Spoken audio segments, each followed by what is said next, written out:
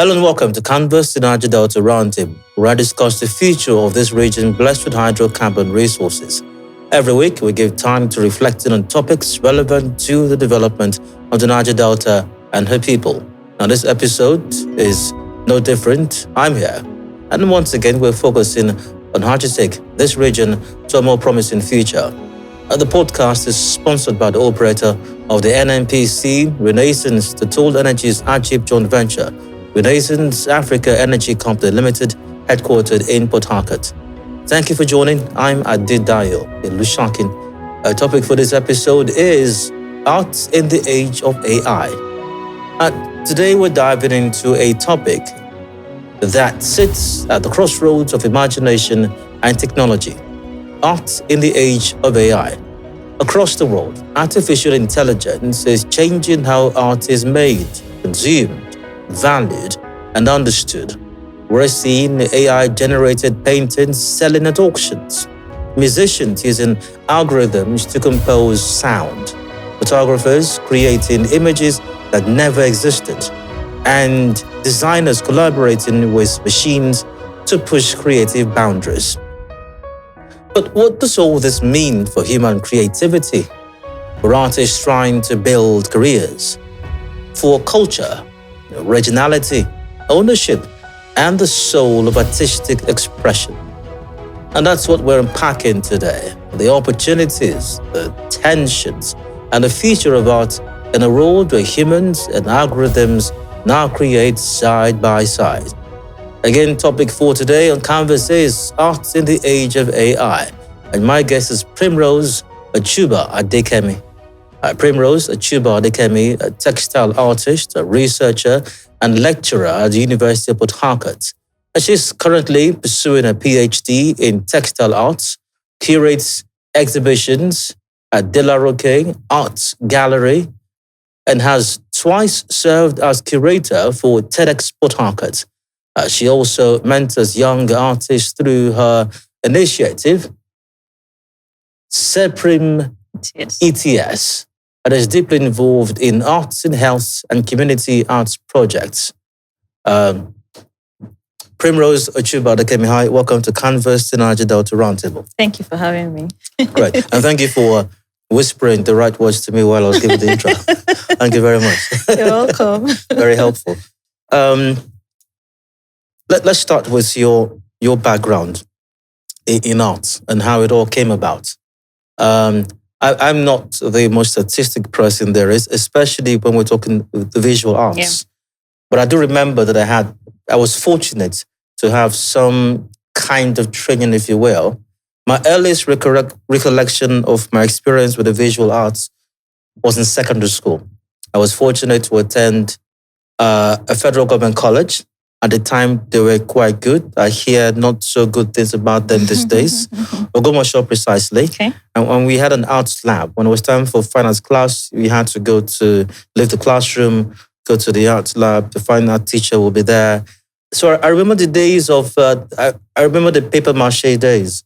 I remember what's that one called again? When you cut up, is it collage? Collage, yes. When you cut up pieces of paper. and you use super glue and then you know. Paper collage. Yeah, paper collage.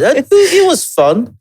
It was fun, but that's as far back as I can go. I didn't quite pursue anything with that afterwards. So how about you? What was your background? Or your Very beginnings? I started exploring the arts from a very tender age. As far back as I can remember, I know as a child, I would always scribble on paper. I loved to create things with my hands. And I was just having fun, basically. I didn't even know what I was doing, if I'm being honest, right? Until when I was much older and my dad pointed it out to me. He was really the one that encouraged. I remember when I was in GSS 3, he by himself identified an artist who had a studio by somewhere in Uniport. And he took me there. So, then, I don't know if that's still the situation now, when between GSS3 and SSS1, there's a long break after the WAEC exams. That was where I spent my long break. Again, he'll pick me in the morning, drop me there, go to work. After work, he'll pick me, we'll come back home together, and I was just enjoying the process. I also remember I can't remember the year now, 2005, between 2004 and 2006. He also noticed that I loved to make jewelries, beads and stuff. And he got someone to come to the house to teach me bead making for about a month. And I made some good money from these things within the period. Guess what? I was doing all of these things and I still wanted to study law. What an irony. Yeah. So wrote JAMB the first time, applied for law, first and second choice. As fate would have it, that result was withheld. I had 1 year to think, and my dad called me aside one day and said, fine arts will give you money, law will give you prestige. That was all he said, and I think that was just it for me. So within the period, preparing for the next JAMB, and just getting myself ready, I think that period gave me some form of reflection as to what I really wanted to do with my skill, with my life, and everything around that. And by the time I was writing JAMB the next time, I already knew that it was fine arts, first and second choice. So you went for the money? I went for the money. Just to be clear. Oh, well, I think that at that time, I had realized that it was beyond the money. It was now about a passion. And much later down the line, another of my Professor Frank Ogyomo, I think that was when we were in year 2 or so, he said something that resonated very strongly with me. And I think that was the reason why I picked fine art actually, but I didn't know at the time. He said, when you do something you enjoy doing, you will never have to work a day in your life. That was the first time I was hearing that statement, and it just sunk in. And truly, I have been actively involved in art for professionally now, let's just say it like 15 years. And I feel like I'm having fun, even though it's work. I've had friends say, you're enjoying yourself, you're having fun. I'm working, right? But because I'm doing something that comes to me naturally, it doesn't feel like work, even though it's still work. So I think that's basically it for me. By the time I got to the university, I applied for fine arts. Somehow I was rejected because I didn't have the prerequisite O-level background. Long story short, I wrote the exam for WAEC. It was withheld. Of course, I didn't know at the time that I could write fine arts in JAMB, so I didn't bother writing it. The university, in its wisdom, felt because I didn't have the background requirements, I had to be rejected basically from fine arts and taken to another department. But again, I think because of the passion I developed over time for the arts, I've wriggled around it and went to I think it was theatre arts at the time. At year 2, I transferred back to fine arts and I continued my journey from there.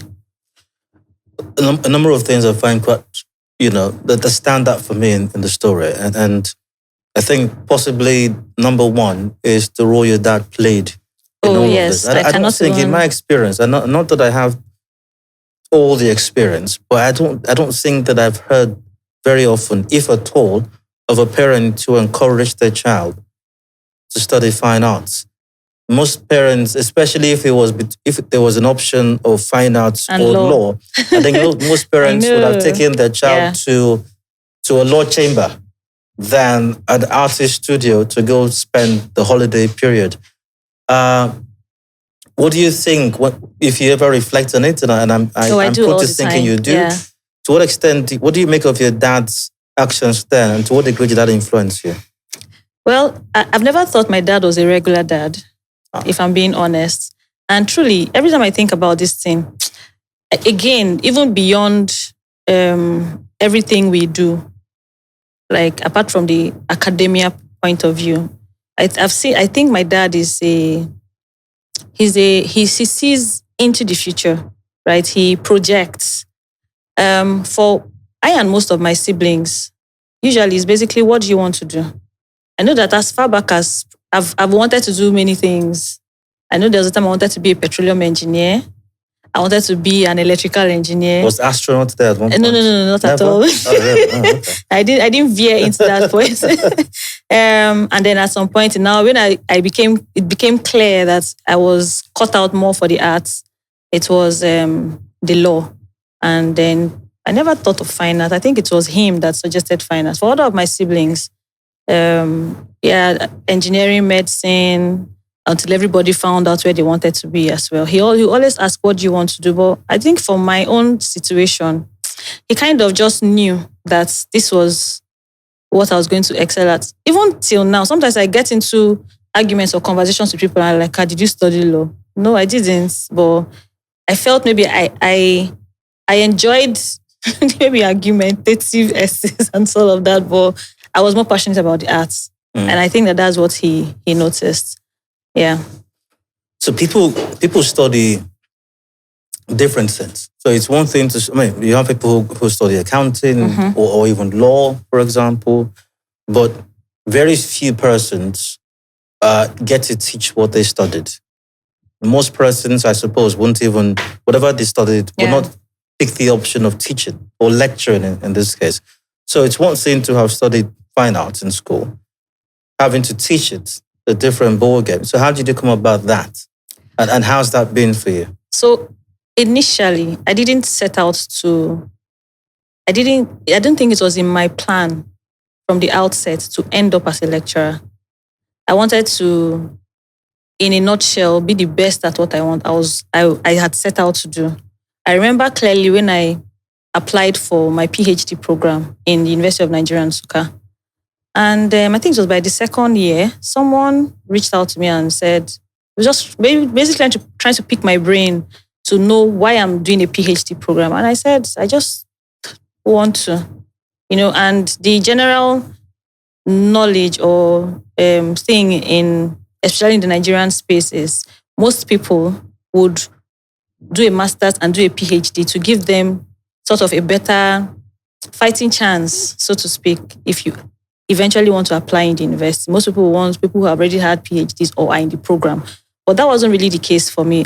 I told one of my friends, I want to be a professional. But when I speak or when I talk about what I say I am doing, you see that there's depth, right, in what I'm saying. And he looked at me bluntly and said that I'm selfish. I didn't find it funny. In fact, I left and I was upset for a long time. By the time I got to the third year, and the Nsukka program is such that you have to do rigorous research, the reading plan was so voluminous at some point. I think there was a time they gave us about 40 materials to digest in less than 2 weeks. And each of these materials they're not child's play. It's a PhD program. And it was then it dawned on me why he said I was selfish. Because why will I have access to this amount of information and keep it to yourself? That's selfishness, right? And it was at that point I started trying to redefine what I really wanted to do. Truly, what I wanted to do was get a PhD, set up a studio, or just mentor people. I'm doing what I'm doing, and you know that I am good at what I'm doing, both in the physical part and theoretically. But when this scenario played out for me, I knew that I had to give back in some way. And the best place to do that was in the classroom. Another setback for me was, I don't think that I'm someone, I used to think, I should say, that I don't have a lot of patience to hold someone's hand and guide them through a process. But what also helped me in that regard was the fact that I cannot say that I'm where I am today by myself. I've had mentors who have held my hand, right, and refined my mistakes to get me to the point that I am. So I think that made it easier for me to just basically just do what has been done for you in one angle. Then on the other hand, there were many lapses, I should say, to people like me when we're undergraduates in university, especially for fine arts students. So many And it was another thing that helps me now is to be for my students, for my mentees, what I didn't have the access to or I didn't have opportunity to. So many of the things that I do now, many of the things that I engage with now, you see, I have a lot of people coming around, and some of them I even drag them with me because maybe once I notice that you're good in this aspect or you just need a little push to refine your skills or something in this aspect, I try to bring you closer and show you that there's light in this tunnel, right? I had an experience once with one of my students. I think that was actually another thing too that hit the nail for me. He was really good, really, really good. But I saw he was struggling. So one time, I think he had finished self. He was almost on his way out. I bumped into him at the hallway and I asked him. And the response I got was not heartwarming. It's also almost like he was just going through the motions and waiting to just get out of this hellhole, right? And do something else with his life. And it broke my heart because this was raw talent that was just going to waste, maybe going to business or going to something else that was totally unrelated to the arts. And this person could have really made a name for himself, right? And refined some aspects of the arts let me not just say in this environment, wherever it is he finds himself. So that was also another push for me to say, you just have to put your feet down and contribute your own quota basically to changing how art is seen, how art is felt. Many people believe that you study the art. What are you going to do with it? Oh, we got that question a lot. Like you're going to end up as a poor person. You're going to be irrelevant. People see you as a mad person. People didn't think that there was such a thing as a career in the arts outside wasting your time for 4 years in the university. So yes, a lot of that is changing now. A lot of people are beginning to see. A lot of people also are intentional about guiding younger artists to make the most out of this passion, this skill that they have acquired or they had innately, and they just express themselves better.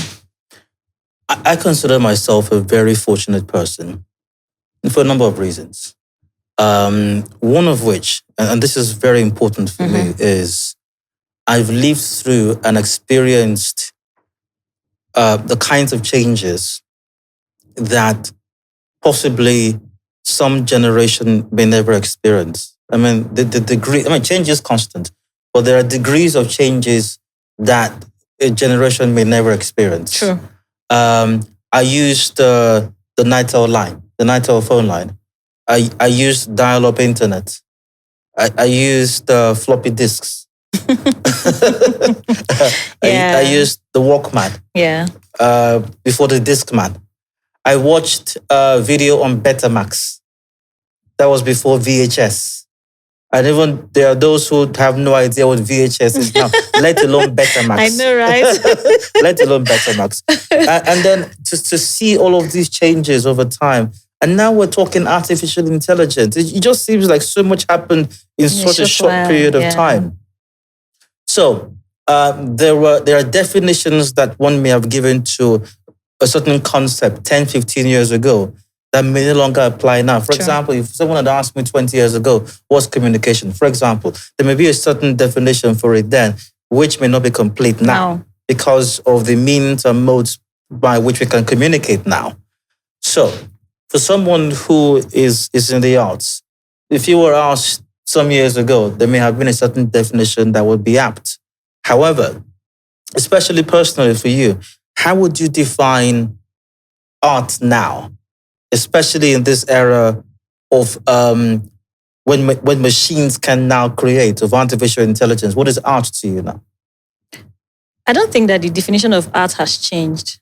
I think it's the application and the process that has been refined, not even changed.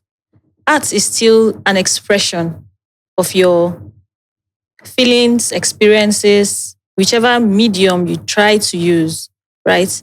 Again, I should say here that there are several areas of specialization. They are quite numerous. We can lump them into maybe 5 or 6. There's a textile, there's a graphics, sculpture, ceramics, painting, art history. Now, inside all of these things, you have things like fashion, you have pattern drafting, jewelry making. All of this could be lumped into maybe something like textile, weaving, for instance. You have sculpture that has all that different branches. You have ceramics, you have painting. I've already mentioned sculpture, then the art history. Most people, when I say I'm an artist, oh, can you draw me? Can you paint me? Can you mold me? Right? That's the layman's definition of who an artist is. The art history, I should just mention, is basically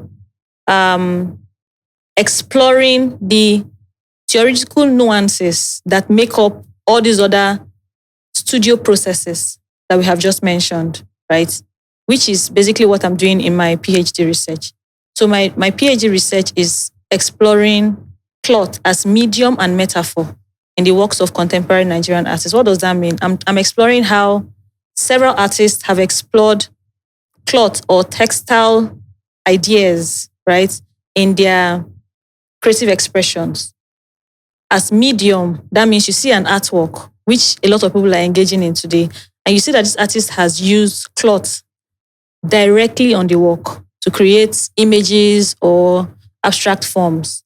Or as metaphor, that means you see a work of art. You can't really touch it and say this cloth on this work, but it resonates with you. Things that bring to mind ideas that push what cloth represents, right? So that's another thing that's an example of what the art historical process for some of these things do. You can do the same thing for sculpture, textile, ceramics. So my major area of specialization is textile. But for my research, I'm looking at it from the art historical point of view. So art is really, really broad. Again, graphics now brings us to things like, now we have digital art. Like you said, 20 years ago, what is digital art? Nobody understands. Maybe at the most, they will say photography. And at that time, photography was not even... Corel Draw. When did even Corel Draw come out? Yes, no, you're actually correct, right? But even at that time, people did not resonate those things as art. But now, photography can comfortably sit within an art conversation and be relevant, right? Even the AI-generated images, Corel Draw manipulations, Photoshop and all of that, you can argue as to the artistic presence of the products from those applications as an art. If I may come in yes, here. Please. So you just a while ago described art, and I'm paraphrasing now, as an expression of feelings, That said, are you excited by the impact that artificial intelligence has had or now has on art? If art is supposed to be an expression of how I feel, and artificial intelligence can create art, not putting a lot of thought into what I feel, because AI, I'm not sure AI is, at least the one available to everyone or even me right now, can comfortably or adequately or precisely gauge my mood or my feelings. I don't know. Maybe in some ways, but not all the time. So can the result of it then be said to be art if my mood or my feelings has not gone into the design process? So it's two questions in one somewhat. Okay. So if AI does not take into consideration my mood or my feelings, can it be said to be art? And are you excited by the impact AI has on art now? I think that the answer is yes. I am excited that AI has given artists a wider range to explore, right? Artistic processes, artistic ideas. Yes, that gives me an excitement. And I know that when the whole AI thing started, NFTs and all, many people were concerned that artists were soon going to lose their jobs. And I don't agree so. Because, again, when I say art is an expression of your feelings, experiences, it's a way of documenting again, right? The traditional art is not going anywhere. Have you employed AI in your artistic process? Of course. Yes, I have. And you don't feel like it's cheating in any way? If I'm being I honest, may seem to be doubling down. No, I understand what you mean. If I'm being very honest, I don't think it's cheating. And not everybody will agree with me, right? Because I still believe that there's a process. The only time that I am averse to it is when maybe someone's original idea is dubbed, right? Or copied without the person's knowledge or what do you call it now?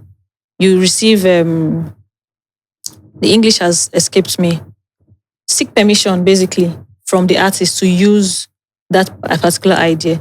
But as far as your original idea, there's a process. You conceptualize. Before you even get to the AI to prompting, you would have thought about what you want to do. So for a traditional artist, when if I want to create an idea, you conceptualize first in your head. That might take you weeks, months, days, minutes, seconds, but you conceptualize. The next thing you want to do traditionally is to put sketch to paper, develop the idea on paper, and then you decide you want to do a painting or a sculpture or however the medium you want to use to develop your idea. Then you go ahead with it. Before you go to AI, you have to go through the process of conceptualizing first. Then you might decide to either put it on paper for maybe documentation or reference or go straight to AI. Except it's not your original idea. I don't think that you're stealing. I don't think it's cheating. Do you think AI limits or expands artistic expression? I think it expands it.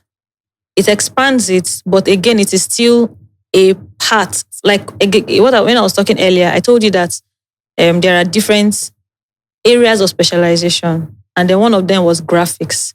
Now, under graphics, it just gives you a wider range to explore, right? So it expands, but it's still part of the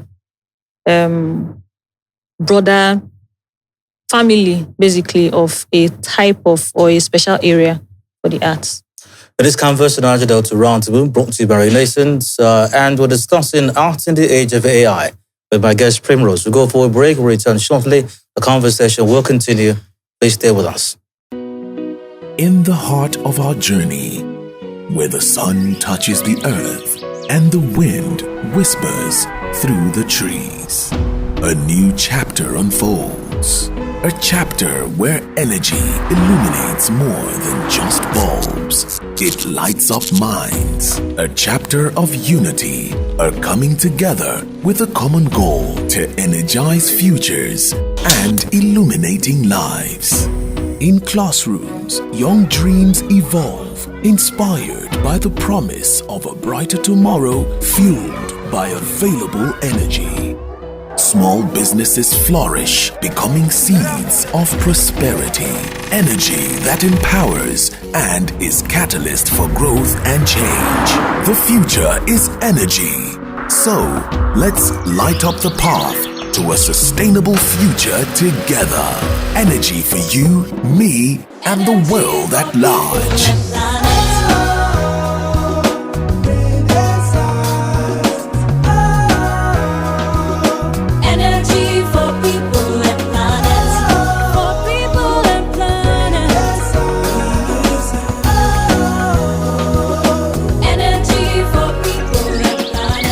Energy for people and planet. We are Renaissance. Hello, welcome back. Still Canvas, the Niger-Delta Roundtable brought to you by Renaissance. I'm Dio. Art in the age of AI is what we're discussing right now. My guest, lecturer, Finance Department, University of Port Harcourt, Primrose Ochuba Adekemi is my guest. Welcome again. Thank you. Artificial intelligence, in many respects, it's a wonderful thing. I use AI in the course of my work in different ways, and it's brilliant. It's fantastic. I do hope that people who understand, however, viewers or listeners to this right now, understand. In fact, some of those AI apps, when they produce answers for you, will tell you that AI is not always correct. So you must double check. So it's not a perfect scenario. You must be at least smart enough to understand what you want eventually, and to borrow expression from earlier on, tweak it, as is desired. That said, as fantastic as it is, one of the downsides, and it's created a lot of argument and discourse and even controversy over time, is copyright issues.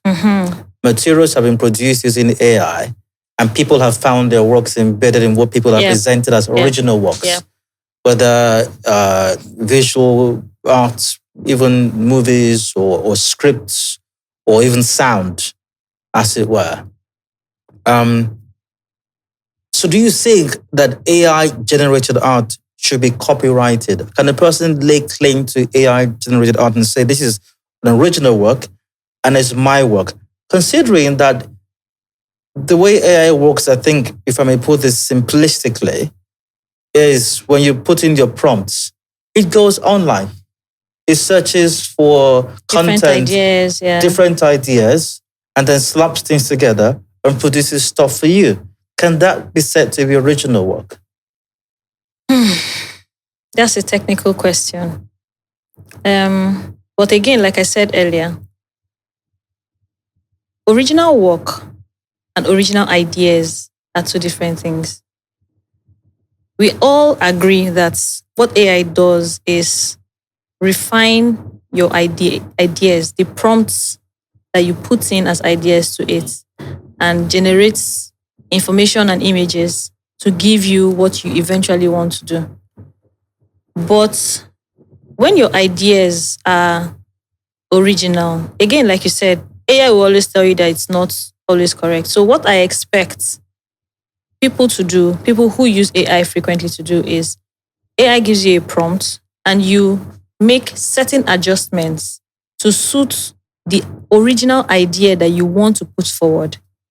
It becomes a lazy man's job, or like one of my professors would say, armchair research or armchair, is when you just stay in one place and just put in a prompt, and whatever it gives you, you think it's the final piece. No, then that's you cannot copyright stuff like that, because like you rightly said, that is perhaps someone else's original idea, like maybe 5 or 6 different people's original ideas put together for your own idea. Right? That's in a civilized environment, you'll be looking at several lawsuits at the same time. But when your idea is an original thought, what that means is that you've put in a prompt, you have something you have in mind to generate or to create, I should use the word. You've asked AI to guide you on the best way, because that is actually what it is. Artificial intelligence is supposed to be a support, a guide, a mirror to refine your ideas. So once the ideas are original, what it means is that you've put in a prompt, it has generated an idea for you. You refine it to suit what you really want to have in mind. And if what you have in mind entails getting ideas from someone else's work, like what you said, we had an exhibition once at the Delaware Art Gallery. And I know this artist, this was his original work. And when I say original work, it was traditional work, traditional art. He got his canvas, and in fact, he's even a mixed media artist. So he uses things like coffee, newspaper to create his art. And the exhibition was over. And I think it was like 2 or 3 weeks later, he sends me a link to a Pinterest page of the work being displayed as someone else's original work with a price tag on it. You should sue. Because obviously that's not, of course there are some adjustments to color and stuff, but that's not your original idea. That's someone else's original idea, right? So yes, you cannot copyright an AI-generated artwork, I should say that carefully, when you have not gone through the process like we talked about earlier. I don't think that, like even me,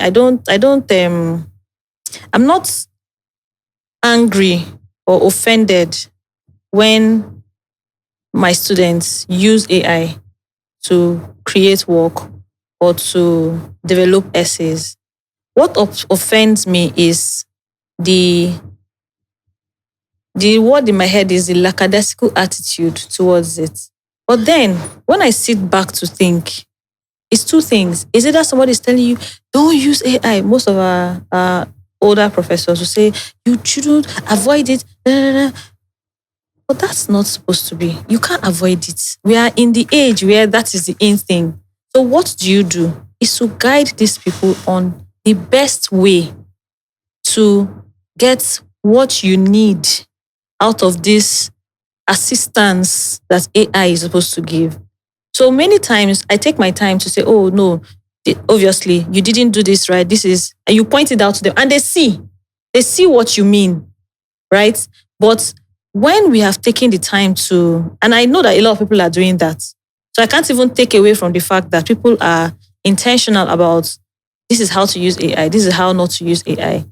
There are still other people who don't care, who just want to go through. Of course, most times as a university lecturer, we see that because sometimes the students are packed with assignments, projects, and they just want to waltz through and move on to the next one. But when we've gone through the process and said, okay, this is what you give. For example, there was a time when we were having a presentation. This student, by face value, is supposed to be an intelligent student. So when the person talks, describes, creates, you see that there's something here. You look at the essay of the student and it's filled with AI. But some of them don't even go through the process of removing some of those AI markers, right? But then they talk about you can see that they have an idea what they're talking about. Obviously, the AI generated essay is more refined. The thoughts are elaborate, are grand. But then when you try to point them in the direction of what is happening there, they see what you mean. That means if they knew better or perhaps had more time, they would, I think it's just knowing better, not even about the time, because if you know better what to do, you walk around your schedule to do what you're supposed to do with it.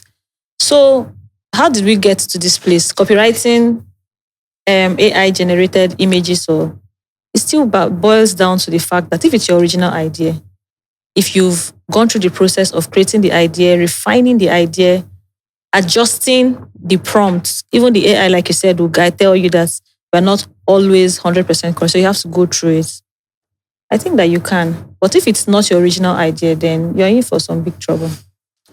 Incidentally, the example you gave a while ago of the fellow who had an exhibition at a gallery and then found his work on Pinterest was your response, but was a lead to the question I was going to ask you next about protections for original work. So someone has gone through the arduous task of traditionally creating art.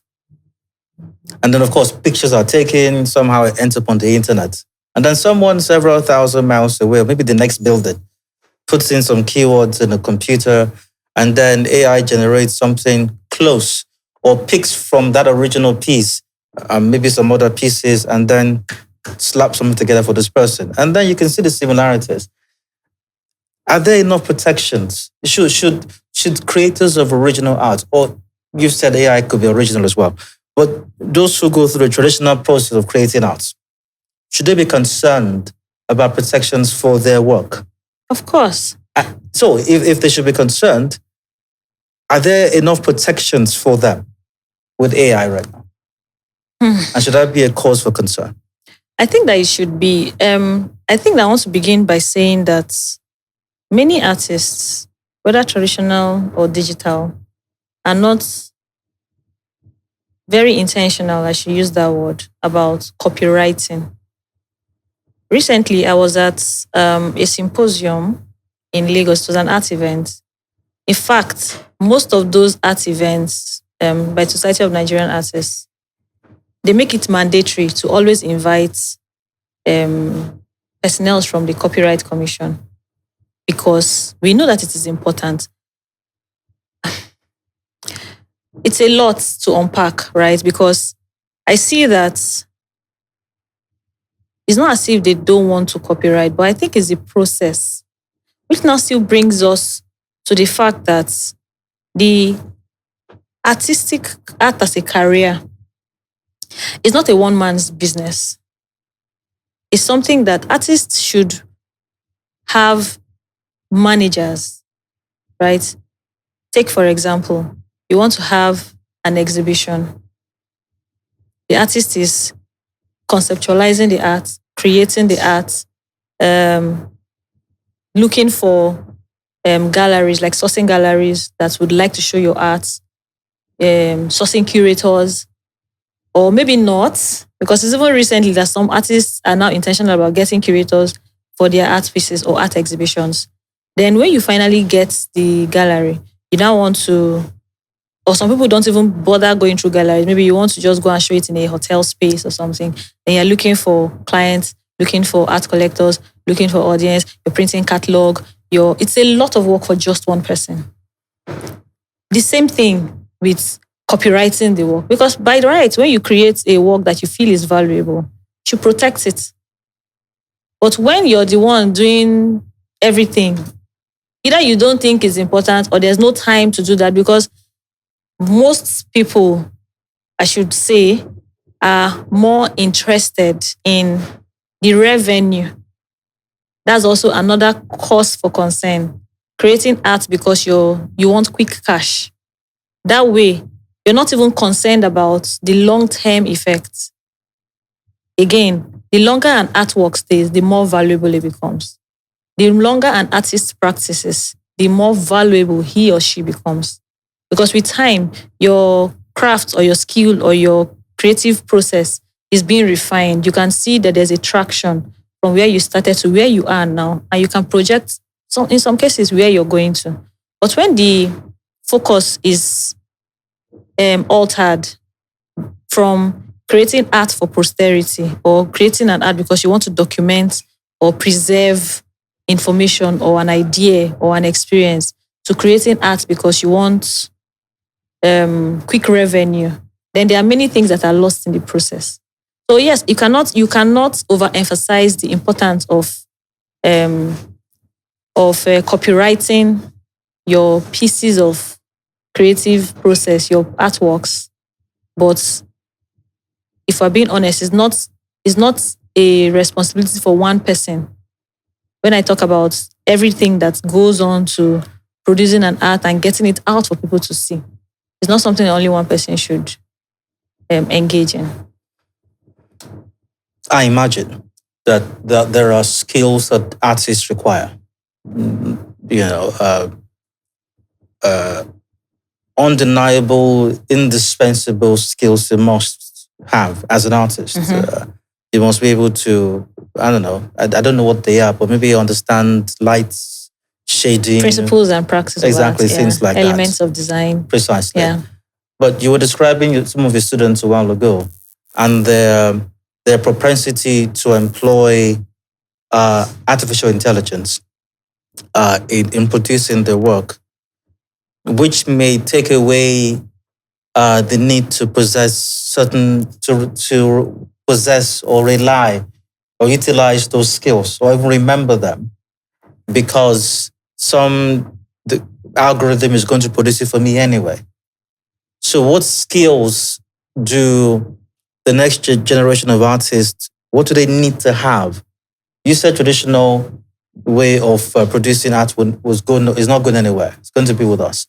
Going nowhere. Yeah, but you still have what might be a budding generation now that rely more on the digital process than traditional way. So what do that's to my question again, what skills do the next generation of artists need? Do they need to learn how AI works more and then know how to refine it more to create original work? Or do they need to learn and imbibe those traditional processes? I think to be a good artist, a seasoned artist who wants to be here for the long haul. By here, I mean that even after you're gone, long after you're gone, your art still resonates with people.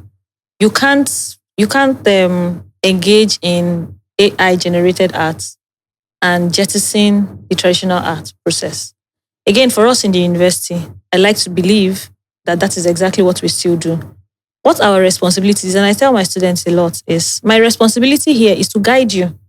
Because everything we do here, and it happens a lot of times, you spend 4 years at the minimum within the 4 walls of the university, basically just going through the different processes, refining your skills. You may never use some of those things again, but some of the information that you've gotten from the processes that you went through position you better to apply, whether it's a traditional art you want to go into or artificial intelligence. Again, when someone has gone through the process that we've been talking about this whole time, you can see the difference. You can see the difference in someone who went through the rudiments of what art, like we talked about earlier, the principles of design, the elements of art and design, and someone who just wants to rush through it. If you look at both of them, even the both of them create and work from AI, you will see that there's a difference between it. So I think the first question we should ask ourselves is, do you want to be here for the now? Or do you want to be here to make an impact, leave something for yourself, for posterity? Or you want to just create art that can fetch you money to just take care of your basic needs for the moment? I think that's what to now guide on what you want to do. But you cannot, again, take away the fact that to be a professional artist, to be a seasoned artist, an artist who wants to continue for a long time, except if you don't want. You just reminded me, I had an experience. I remember it randomly. I forgot it for a very long time, but I just recently, I don't know why, the thought just keeps coming. I remember that when I was in 300 level, that was when we used to have 6 months IT period, and I did mine in Lagos. I was staying with my cousin one time, and right now I can't remember who the person was. If I see him today, I may not even know that he's the person, but I know I had this conversation. And he came like, oh, what are you studying? I said, I'm studying fine art. And I looked at me with some sort of disgust. I'm like, we had a very long conversation about why I want to study, why I'm studying art and all of that. And he said, he's waiting for my job application in a bank. After I'm like, no, I'm not going to do that. And truly, at that time, I was saying it with some doubts, right? But I knew that I didn't want to finish studying art and go and work in a bank. I wanted to practice the art. But it made me realize that that's actually what many people. So are you doing this because you just want to get out of the university when your mates are getting out and say, oh, you studied art? Or are you going through this process because you want to use this art to create some level of change or to contribute to contemporary conversations? I think that is where we have to begin from to decide if you want to steal someone's idea or if you want to create original ideas for yourself. But the truth is, you cannot do without the traditional process. It's not possible. It's almost impossible. We're about to wrap this up. And I know that we've touched on this in the course of this conversation, but considering the last words, your last comments, can the person who employs artificial intelligence, AI tools in producing art really be said to be an artist compared to someone who employs what we, for the purpose of this conversation, described as the traditional art process? It's like asking me if a photographer is an artist. If what? A photographer is an artist or a fashion designer is an artist. A photographer looks at there is a traditional process of taking photographs rather than using, like even the introduction to this conversation, you can create images that don't exist using AI. But when you look through your lens and take a picture, there are things that many things come together in producing that. Okay, so 2 things I want to say now. Number 1 is that art can be anything. That's one. When you were talking earlier and you were talking about how you didn't think you were an artist, and I said everybody can be an artist. Let me not deviate much, but what I want to say is art is subjective. Art is perceptive, right? So you might scribble something. Again, like when you were saying, your brain and hand movement is not... That's it. You might... Okay, I'm sure you heard about the banana peel that caused a lot of controversy. Okay. in a gallery abroad. Someone peeled banana and stuck it to the wall on a gallery, and there was one very mad price tag to it, and everybody was, is this art? Is this not art? It is art, it is not art. Yeah, you see some of those performance ones as well. Exactly. Somebody tilts a bucket of sand and it falls a certain way. And then that's it. One of my professors will tell you the crazier. In fact, then when you're going through the process of wanting to make sure this thing is exactly the way it is, he'll say, just throw the colors up and allow it to land. You literally throw your color up and put your canvas, and whatever you see becomes an art. So I think that the problem, or I stand to be corrected, is we're thinking about AI-generated art as garbage in, garbage out. I think that is where the problem is. When you say, I want you to create for me a one-legged animal, say zebra, with a lion head, and for example, and it just gives you that. But you don't have, what is the essence? What are you trying to create? What are you trying to document? What experience are you trying to create and document by that process? So if you just push it in and it brings out for you and you go to print, I think that that's the problem.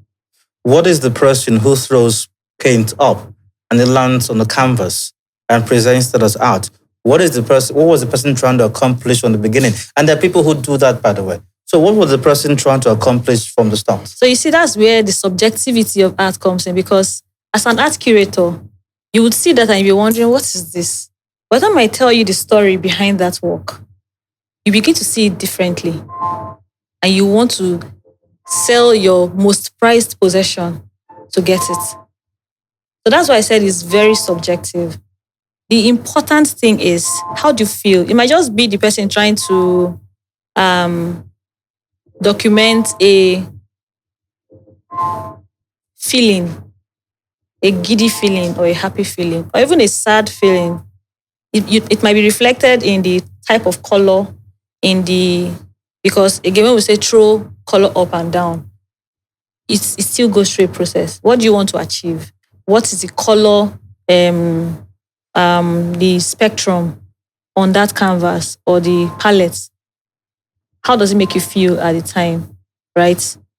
Eventually, when the image, I should say, is generated, what is the message behind it? So those are the kind of things that now give you a certain kind of feeling of subjectivity towards a particular kind of art. It's like the banana peel I told you. By the time all the conversations were going about the banana peel on the wall and the way the thing was positioned, or even the banana itself in the gallery, you begin to even see reasons with some of the ideas that people were generating out of it. In that context, anything can be explained. Oh yes, anything can be explained. Okay. Anything can be explained. And that's where, again, the subjectivity of art comes in. Because sometimes the artist has something, like I've experienced this a lot of times. Many of my colleagues would create an art and like, Prim, you're an art creator, come and look at this work. And I start talking about the work. And they're like, this is exactly, I didn't see it in this way. So sometimes it might be exactly what the artist has in mind, or it is different. Sometimes when we have exhibitions, in many occasions, I like the guests to engage with the art. 3 of us or 2 of us can be looking at one particular artwork and we get different feedbacks from it. So it's not necessarily, while the process is important, it is not the final, that doesn't determine the finality of the meaning or desires behind the artwork.